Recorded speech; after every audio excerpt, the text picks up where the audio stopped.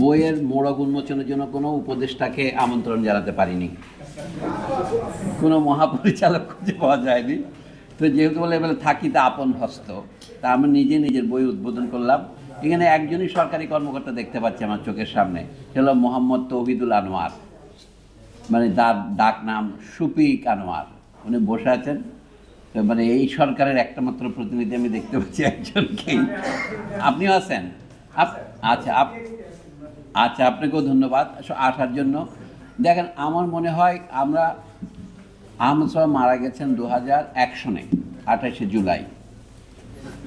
তো প্রত্যেক বছরই আমরা এই আনুষ্ঠানিকতাটা করি, এক বছর অনেকটা, যদি আমরা বাঙালি মুসলমান হিসেবে বলি ওরসের মতো আর কি। আমরা তো জন্মদিন করি না, আমরা ওফাত দিবসটা করি। তো এটাতে আমরা অনেক মূল্যবান উপাধি পেয়েছি আগে, মৌলবাদী হওয়া সত্ত্বেও আমরা এটা করে যাই। একটা বছর শুধু আমরা করতে পারি নাই, 2007 সনে। তাছাড়া প্রত্যেক বছর হয়েছে। আহমদ সাহেব মারা গিয়েছেন প্রত্যেক বছর যদি হিসাব করেন প্রায় 23 বছর আগে, 2001 থেকে ধরলে 2002 সনে প্রথম বক্তৃতা হয়। আমরা মোটামুটি তার মৃত্যু দিবসের আশেপাশে এটা করতাম, 28শে জুলাই না হলে 27শে জুলাই। তো এই বছরও সেইটাই নির্ধারিত হয়েছিল 2024-এ, কিন্তু তখন আপনারা জানেন ছাত্রদের শাহাদাত বরণের সেই মানে প্রচণ্ড ভয়ের মধ্যে এই অনুষ্ঠান করা তো সম্ভবই ছিল না, বিশ্ববিদ্যালয় বন্ধ ছিল।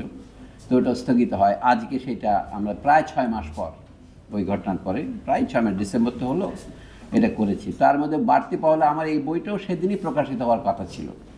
তো এই বই সম্পর্কে আমি যে কোনো কিছু বললে এটা বিজ্ঞাপনের মতো শোনাবে, তবে শানে নজরুলটা বলতে হয়। আহমদ সোবহান সম্পর্কে আমার লেখা প্রবন্ধের একটি সংকলন বেরোয়েছিল 2010 কি 11-তে। এটা কোন সনের আছে? 10 সনে। তো আজকে হলো 14 বছর পর দ্বিতীয় সংকলন বেরোচ্ছে। কিন্তু এটার বৈশিষ্ট্য হচ্ছে একটি মাত্র প্রবন্ধকে কেন্দ্র করে লেখা এই বইটা। বিশ্ববিদ্যালয়ের শিক্ষকদের চাকরি বলে যেটা আমরা মনে করি, সেটা হচ্ছে অন্য বড় বড় লেখকদের লেখার উপরে টিকা এবং টিপ্পনী লেখা। এটাকে টিকা টিপ্পণীমূলক প্রবন্ধে বলা যায়। তবে এটার অনেক কাহিনী আছে, সেটা আপনারা পড়লেই বুঝবেন। আমার কাছে এই বইটা 2 কারণে গুরুত্বপূর্ণ। এটা যে প্রবন্ধগুলো আছে, 2-3টা প্রবন্ধ আছে। তাছাড়া আহমদ সোবহান যে সমস্ত প্রবন্ধ হারিয়ে গিয়েছিল সেটা কেন পুনরুদ্ধার করেছি, এটা বলি একটু করেই। আর 1981-তে বই আকারে বের হয়। মূল প্রবন্ধটা কিন্তু তার 5 বছর আগেই বের হয়। বইটা কেন, কখন, কীভাবে ব্যবহৃত হয়, লিখিত হয়, সেটা এখানে উল্লেখ আছে। এই বইতে পড়লে আপনারা সেই তথ্য কিছুটা জানবেন। তো বের হওয়ার পর প্রবন্ধটা আহমদ সোবহান লিখেছিলেন 1976 সনের মার্চ মাসে। আগে আমি নিজেও ভুল ধারণা পোষণ করতাম, বোধহয় ফেব্রুয়ারি মাসে, কারণ সমকাল পত্রিকার ফাল্গুন সংখ্যা বলতে তো আমরা মনে করি ফেব্রুয়ারি সংখ্যা, কিন্তু আসলে আমাদের সেই পত্রিকা যেদিন ছাপা হয় সেদিনই পত্রিকা বের হয় না, একটু পরে বের হয়। কারণ হচ্ছে 1976 সনের 7ই মার্চ তারিখে ঢাকার রেসকোর্স ময়দানে, যেটা সরওয়ার্দী উদ্যান নামে পরিচিত এখন, একটা সিরাতুন নবী সম্মেলন আহ্বান করা হয়েছিল। ওই সিরাতুন নবী সম্মেলনে অন্যান্যদের মধ্যে যোগ দিয়েছিলেন অধ্যাপক আবুল ফজল। 7ই মার্চ তারিখটা খুব গুরুত্বপূর্ণ। এটা আপনারা জানবেন কোথায়? মাহবুবুল্লাহ নামক বিখ্যাত অধ্যাপকের যে একটা আত্মকথা বেরিয়েছে, আমার জীবন আমার সংগ্রাম, সেই বইতে এই কাহিনীটা আদ্যপান্ত লেখা আছে। তা আহমদ সোবহান সেই দিনের ঘটনায় খানিকটা মুষড়ে পড়েছিলেন যে কেন মানুষ এমন হয়। আবুল ফজল সাহেবের আগের কালের কাহিনী এবং তার সিরাতুন নবী সম্মেলনের উদ্বোধনে যোগ দেওয়া আবুল সোবহান চোখে একটা প্রশ্ন আকারে দেখা দিয়েছিল। সেই প্রশ্নের জবাবে তিনি এই প্রবন্ধটা লিখেছিলেন। সেই কথা তিনি আমাদের মুখে বহুদিন বলেছেন। পরে 21 বছর পরে 1993-তে তার লেখা কোনো এক বই, ওই বইয়ের 2য় বা 3য় সংস্করণ উপলক্ষে, আমি কথাটা 2য় 3য় বলছি মুখের দ্বিধার জন্য নয়, এই বইয়ের একটা সংস্করণ কলকাতায়ও বেরিয়েছিল, কিন্তু বাংলাদেশে একটা সংস্করণ হয়েছে, এটাকে 3য় সংস্করণ বলা যায়। তাতে তিনি আদ্যপান্ত কাহিনীটা লিখেছিলেন, কিভাবে তার সাথে তৎকালীন বিমান বাহিনীর প্রধান MAG তওয়াবের সাথে দেখা হয় এবং কীভাবে আবুল ফজলের সাথে দেখা হয়। ওইটা হচ্ছে পটভূমি। এটা লিখতে গিয়ে তিনি যা লেখার লিখেছেন সেটা আপনারা সকলেই জানেন। আহমদ সোবহান সমালোচকরা গত 30 বছর ধরে, আমি বলবো প্রায় 50 বছর ধরেই এই বিষয়ে নানা রকমের বাতচিত করেছেন। তার একটা পর্যালোচনা আমি করার চেষ্টা করেছি। প্রথম বাতচিত হচ্ছে অধ্যাপক এবনে গোলাম সামাদ। তিনি রাজশাহী বিশ্ববিদ্যালয়ের উদ্ভিদবিদ্যা বিভাগের অধ্যাপক ছিলেন এবং নানা বিষয়ে তার জানাশোনার পরিধি ছিল ব্যাপক। তাকে প্রায় মনীষী বলা হয়।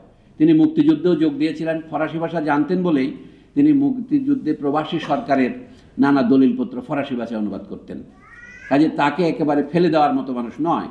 তিনি আহমদ ছফার এই প্রবন্ধের বিরুদ্ধে কড়া প্রতিবাদ করে, মানে আহমদ ছফার লেখাটা কিছুই হয়নি, সবই ভুল, সবই মিথ্যা, সবই ভ্রান্ত, এরকম একটা সমালোচনা সমকাল পত্রিকায় প্রকাশ করেন। সমকালে তখনকার সম্পাদকের নাম হাসান হাফিজুর রহমান। কারণ 1975 সনের 5ই আগস্ট তারিখে, ঐতিহাসিক মিলের জন্য আমি দুঃখিত, সেকান্দার আবু জাফর প্রয়াত হয়েছেন। 1975-এর 5ই আগস্ট সেকান্দার আবু জাফর মারা যান। তার 10 দিন পরে শেখ মুজিবুর রহমান নিহত হন। আহমদ ছফা তখন পালিয়েছিলেন শেখ মুজিবুর রহমানের অত্যাচার থেকে প্রাণ বাঁচাবার জন্য। কুমিল্লায় গিয়ে তিনি আত্মগোপন করেছিলেন। কিন্তু সেকান্দার আবু জাফরের সাথে তার এত ভালোবাসা ছিল, এত প্রীতির সম্পর্ক ছিল যে তিনি জীবনের ঝুঁকি নিয়ে ঢাকায় আসেন এই 5ই আগস্ট। তারপরে 10 দিন তিনি ঢাকায় ছিলেন এবং তাকে তখনই তাড়াবার প্রস্তুতি নিয়েছিলেন তৎকালীন প্রধানমন্ত্রীর অথবা প্রেসিডেন্টের পুত্র শেখ কামাল। এই কাহিনীগুলো এখন কেউ বলবে না, আহমদ ছফা তখনই বলেছেন। কিন্তু এটা প্রাণ বাঁচানোর জন্য তিনি নিউ মার্কেটের পাশে যে মুরগির খামার, মুরগির দোকান, সেগুলো দিয়ে পালিয়ে প্রাণ বাঁচিয়েছিলেন। কোথায়? 14 আগস্ট রাত্রে। পরের দিন দেখেন যে শেখ মুজিবুর রহমান সপরিবারে নিহত হয়েছেন। এগুলো আহমদ ছফা মুজিব হত্যার আমি যেটুকু দেখেছি বলে একটি প্রবন্ধ আছে। কাজে মুজিব সম্পর্কে নানা রকম যারা উষ্মা প্রকাশ করেন তারা দেখবেন যে আহমদ ছফাকে প্রচণ্ড মুজিব ভক্ত মনে হবে, কিন্তু আসলে আহমদ ছফা মুজিব ভক্ত বা অভক্ত কিছুই নন। আহমদ ছফা একজনেরই ভক্ত, তার নাম আহমদ ছফা। এবনে গোলাম সামাদের সমালোচনা করে আহমদ ছফার মাথায় সামান্য পানি উঠে গেল, সে রক্ত বলা যাবে না। তিনি খুব বিনয়ের সাথে, আদব লেহাজের সাথে ওটা জবাব দিলেন। সেটা সমকালে ছাপা হলো। পরে এমন সব সমালোচনা আসতে শুরু করলো, সমকাল কর্তৃপক্ষ ভয় পেয়ে আলোচনা বন্ধ করে দিলেন। কারণ দেশে মনে হয় তখন সামরিক শাসন দেশে। এটা 1976-এর ঘটনা। 76-এর মার্চ মাসে ওই লেখা ছাপা হয়েছে, মানে বৈশাখ সংখ্যায় বেরিয়েছে এবনে গোলাম সামাদের আলোচনা, জ্যৈষ্ঠ সংখ্যায় আহমদ ছফার জবাব। তারপরে সমকাল কর্তৃপক্ষ হঠাৎ ঘোষণা করলেন এই বিষয়ে আর কোনো বাদ প্রতিবাদ ছাপা হবে না। সেটা বহুদিন পরে আমাদের তরুণ বন্ধুরা এটা উদ্ধার করেছেন। এই আতিকুজ্জামান রাসেল, যিনি এই বইয়ের প্রকাশক, তিনি, তারপরে প্রিয়ম পাল, আরও 3-4 জন তরুণ ছিলেন তখন যারা আহমদ ছফার ভক্ত। আহমদ ছফা বিদ্যালয় বলে একটা পত্রিকা বের করতাম আমরা, সেইটাতে এটা ছাপা হয়েছিল। তো যেহেতু আহমদ ছফা নিজের বই যখন ছাপান 1981-তে, তখন তিনি এবনে গোলাম সামাদের সমালোচনা এবং তার নিজের জবাব কোনোটাই ছাপাননি, ফলে এটা ইতিহাসের হাতে হারিয়ে যাচ্ছিল। সেইটা আমরা উদ্ধার করেছি। এইটা এই বইতে পরিশিষ্ট বলা, যেটাকে আমরা নাম দিয়েছি সংবর্ধনা, তাতে এটা ছাপা আছে। এটা যারা দেখতে পারেন। এরপর আহমদ ছফার অন্যান্য সমালোচক যারা আছেন, এটা হচ্ছে আমার দাবি, থিসিস বলতে পারেন, এবনে গোলাম সামাদের সমালোচনার বাইরে নতুন কোনো সমালোচনা কেউ করতে পারেননি, ওইটারই পুনরাবৃত্তি করেছেন। তাহলে তার জবাব যখন আহমদ ছফা একবার দিয়েছেন, সে জবাব গ্রহণযোগ্য হতে পারে, না হতে পারে, অন্যদের জবাবের দেওয়ার কোনো দরকার নাই। সম্প্রতি দেখলাম ইংরেজি বই পড়ে যারা সমালোচনা করা শুরু করেছেন, তারা এবনে গোলাম সামাদের লেখা পড়েছেন কিনা আমি জানি না, হয়তো নিশ্চয়ই পড়েছেন, নাহলে আমরা 2010-11-তে পুনর্মুদ্রণ করেছি। তো তখন তার মধ্যে হচ্ছে বাংলা একাডেমির বর্তমান মহাপরিচালক অধ্যাপক মোহাম্মদ আজম এক দীর্ঘ প্রবন্ধ ফেঁদেছেন আহমদ ছফার বিরুদ্ধে। বলছি আহমদ ছফার এই প্রবন্ধ কিছুই হয়নি, এটা নিয়ে লোকে কেন এত হইচই করে, এটা অদ্ভুত ব্যাপার। এটা ইবনে গোলাম সামাদের বক্তব্যেরই মোটামুটি পুনরুদ্ধারণী। তখন আমি তার সাথে আমার বন্ধুত্বপূর্ণ সম্পর্ক, আমি তাকে ফোন করে বললাম, আপনার এই প্রবন্ধের বিরুদ্ধে আমার একটা বক্তব্য আছে, আমি কি 2 পৃষ্ঠার একটা চিঠি লিখলে আপনি ছাপবেন? সে বলে 2 পৃষ্ঠা নয়, আপনি 64 পৃষ্ঠা লেখেন। তা আমি 64 পৃষ্ঠা লিখেছি, এটা ছাপা হয়েছিল। সেটা হচ্ছে এখানে অতিলৌকিকতার ভূত নামে এখানে আছে। তো এইটা লেখার পর আমার হঠাৎ মনে হলো যে আমার প্রবন্ধটা দেখলাম আগা আছে তো গোড়া নাই, সৈয়দ ওয়ালিউল্লাহ লাল সালুর মতো এ ট্রি উইদাউট রুটস। তখন রুট দেওয়ার জন্য আমি আরেকটা প্রবন্ধ লিখতে নৈতিকভাবে বাধ্য হলাম, ওটার নাম হচ্ছে আমরি আহমদ ছফা। তা আমরি আহমদ ছফা লিখলাম কেন, নামটা পেলাম কোথায়? আহমদ ছফা যে সমস্ত পরামর্শ আমাদের দিয়েছেন তার মধ্যে দিয়ে কোথাও কোথাও বিরাট বিরাট একটা ফাঁক ফোকর আছে। আমি সেই বিখ্যাত গানটা যেটা আমরা সকলে গাইতাম, এখনও গাই, মোদের গরব মোদের আশা আমরি বাংলা ভাষা, সেইখান থেকে এটা যারা ইংরেজি বলে প্যারাফ্রেজ করলাম, বাংলা ভাষার জায়গায় আহমদ ছফার নাম লিখলাম। তখন ওই গানটা পড়তে গিয়ে আমি দেখলাম আমার তীক্ষ্ণ দৃষ্টিতে আহমদ ছফা বাঙালি মুসলমানদের উপদেশ দিয়েছেন এই যে তোমরা বাঙালি হিন্দুদের অনুসরণ করো নাই কেন? কারণ বাঙালি হিন্দুরা যে রেনেসাসের সূচনা করেছে, যে যুক্তিশীলতার সূচনা করেছে, সেটা না করে তোমরা তিতুমিরের আন্দোলন আর ফরাইজি আন্দোলন করেছো, তোমাদের তো ভবিষ্যৎ নাই। এই যদি আমার পাঠটা ভুল হবে, আমি ভুল পাঠ করে বললাম, তাহলে বাঙালি মুসলমানরা কেন বাঙালি হিন্দুদের অনুসরণ করে না, এটা একটা প্রশ্ন উপদেশ দেওয়ার আগে। তখন আমি দেখলাম এই গানটা লেখা 1913 সনের পরে, অতুল প্রসাদ সেনের লেখা গান। ইনি বিলেত ফেরত একজন বিরাট ব্যারিস্টার, তিনি কোনো গায়ের অখ্যাত মানে আমাদের গান লেখক নন, তিনি মোটামুটি আধুনিক শিক্ষিত বলা যায়। কেন রবীন্দ্রনাথ ঠাকুর যে নোবেল পুরস্কার পেয়েছেন সেই কথা তার গানের মধ্যে আছে। বাংলা সাহিত্যের ইতিহাস সুকুমার সেন যেভাবে লিখেছেন, এই গানটা হচ্ছে তারই জন্য বিশ্বস্ত প্রতিফলন, যে বাংলাদেশে যে কোনো মুসলমান, বাঙালি মুসলমান যাদের বলা হয়, তারা আদৌ লিখেছেন তার কোনো চিহ্ন এই গানের মধ্যে নাই। কিন্তু বাঙালি মুসলমানরা এই গান গাইতে কখনোই কৃপণতা করেছে বলে আমি জানি না। মোদের গরব মোদের আশা আমরি বাংলা ভাষা, আমি ওই গানটা এখানে উদ্ধৃত করেছি। তাতে এমনকি বঙ্কিমচন্দ্র চট্টোপাধ্যায় যখন মধুসূদনের মৃত্যুর উপলক্ষে শোকবাণী লিখলেন, তাহাতে নাম লেখো শ্রী মধুসূদন, মাইকেল নয়, শ্রী মধুসূদন লেখো, কারণ আসলে তো তিনি হিন্দু। সেখানে তিনি যত বাংলার জয়দেব থেকে শুরু করে ধর্ম উপদেষ্টাদের নাম লিখলেন, অবনত অবস্থায় ও বঙ্গমাতা রত্ন প্রসবিনী, সেই বিখ্যাত উক্তি যেখানে লেখা, সেখানেও দেখবেন বাংলাদেশে যে কোনো লোক ইসলাম ধর্ম গ্রহণ করেছে এবং বাংলা ভাষায় কিছু লিখেছে, সেই ধরনের কোনো লোক তার মনোবিশ্বে নাই। সৈকতদের ভাষা যদি বলি আর কি, তার চলচ্চিত্র বিশ্বে নাই। তো সেই জন্য আমি মনে করি যে এই দোষে আহমদ ছফা দোষে কিনা এই মামলাটা আমি পেশ করেছি ওই প্রবন্ধে, যে বাঙালি মুসলমানরা কাজটা খুব ভালো করে নাই, তারা যদি আছে। তারপরে 19বিংশ শতাব্দীর এই রেনেসাঁস আন্দোলনের পরিণতি কি হয়েছে, এটার সংক্ষিপ্ত লাভ হচ্ছে হিন্দুত্ববাদী রাষ্ট্রের প্রবক্তা বঙ্কিমচন্দ্র চট্টোপাধ্যায়ের উত্থানে। আহমদ ছফা শেষ বয়সে এসে শতবর্ষের ফেরারি বঙ্কিমচন্দ্র লিখেছিলেন, সেখানে তিনি অভিযোগটা করেছেন বটে, কিন্তু তার বাঙালি মুসলমান মনের প্রবন্ধে তিনি যে জনসাধারণকে উপদেশ দিয়েছিলেন সেইটার বিষয়ে কিছু বলেন নাই। বাংলা রেনেসাঁস যদি আপনি সূত্রপাত ধরেন রামমোহন রায়ের সময় থেকে, তার পরিণতি হয়েছে বঙ্কিমচন্দ্র এসে। বঙ্কিমচন্দ্রের সাথে সমসাময়িক যারা ছিলেন, এইটাই নৃত্য হচ্ছে, যেমন বিবেকানন্দ। ধীরে ধীরে দেখা যাচ্ছে কি ধর্ম সংস্কার আন্দোলন কিন্তু ধর্মীয় পুনর্জাগরণ আন্দোলনে পরিণত হলো। আহমদ ছফা যে ধরে নিয়েছেন বাঙালি হিন্দুরা রেনেসাঁসপন্থী অর্থাৎ গ্রিক যুক্তিবাদী হয়েছেন, কথাটা বোধহয় সম্পূর্ণ সত্য নয়। এমনকি রবীন্দ্রনাথ ঠাকুর সম্পর্কে যদি আপনারা নির্মোহ বিশ্লেষণ করেন, কিন্তু আমরা মোহের বাড়ি থেকেও যেতে পারি না, মোহ বাদ দিয়ে দেখেন যে রবীন্দ্রনাথ ঠাকুর 40-45 বছর বয়স পর্যন্ত স্পষ্টই হিন্দু পুনর্জাগরণবাদী ছিলেন। এমনকি কালিদাসের শকুন্তলা সম্পর্কে তার যে লেখা রবীন্দ্রনাথের প্রাচীন সাহিত্য বইতে পাবেন, তাতে দেখা যায় পুনর্জাগরণবাদ থেকে তিনিও নিষ্কৃতি পাননি। শেষ বয়সে তিনি নিষ্কৃতির ভান করেছেন বটে, কিন্তু আমার বিশ্বাস তিনি কখনো সেই নিষ্কৃতি লাভ করেননি। বিষয়টা এই নয় যে রবীন্দ্রনাথ ঢাকা বিশ্ববিদ্যালয় প্রতিষ্ঠার পক্ষে ছিলেন কি বিপক্ষে ছিলেন, সেটা হলো তুচ্ছ তর্ক, সাংবাদিক তর্ক। আসলে হচ্ছে মনের বিশ্বাসের দিক থেকে ভবিষ্যতে ভারত যখন ইংরেজরা ছেড়ে চলে যাবে, তখন এই রাষ্ট্রের কাঠামো কী হবে, যে প্রশ্ন থেকে আজকেও আমরা বিযুক্ত আছি। যেমন আমাদের দেশে গত যে শাসনকে আমরা স্বৈর শাসন এবং ফ্যাসিবাদের একটা রূপ বলছি, তারা কি বক্তব্য দিয়েছেন, তারা যেমন তাদের শ্রেষ্ঠ প্রতিনিধি হচ্ছে অধ্যাপক আনিসুজ্জামান। অধ্যাপক আনিসুজ্জামান পরিষ্কার বলেছেন 1971 সনে বাংলাদেশের অভ্যুদয়ের সাথে 1952 সনের আগের কোনো ঘটনার কোনো যোগ নেই। এই যদি খণ্ডিত ইতিহাস দৃষ্টি হয়, তাহলে সেই দেশের ভবিষ্যৎ ঝরঝরে। আনিসুজ্জামান পরিষ্কার লিখেছেন কোথায়, আবুল মনসুর আহমদের আমার দেখা রাজনীতির 50 বছর বইয়ের সমালোচনা উপলক্ষে আবুল মনসুর আহমদ সংবর্ধনা গ্রন্থে এলাকা মুদ্রিত আছে। সেখানে বলছেন কি 1940 সনের লাহোর প্রস্তাবের সাথে বর্তমান বাংলাদেশের অভ্যুদয়ের কোনো যোগাযোগ নেই।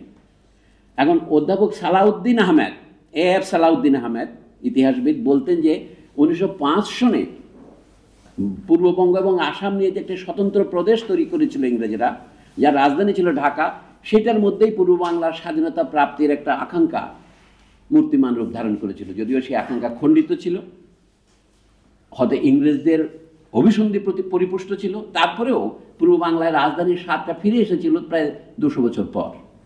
মুর্শিদ কুলি খান যখন ঢাকা থেকে রাজধানী নিয়ে গেলেন মুর্শিদাবাদে, তারপরে কলকাতা হয়ে এটা আবার ফেরত আসলো 1905 সনে, সেটাকে তিনি মনে করেছেন পূর্ব বাংলায় যে জাতীয় রাষ্ট্র প্রতিষ্ঠার যে বাসনা তার অঙ্কুর।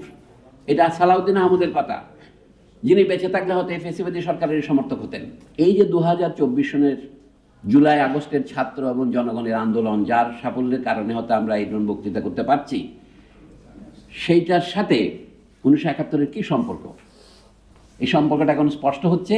71-এর যে অপূর্ণ বাসনা, যে অপূর্ণ দাবি, সেটাই খানিকটা পূর্ণতার পথে পদক্ষেপ হয়েছে।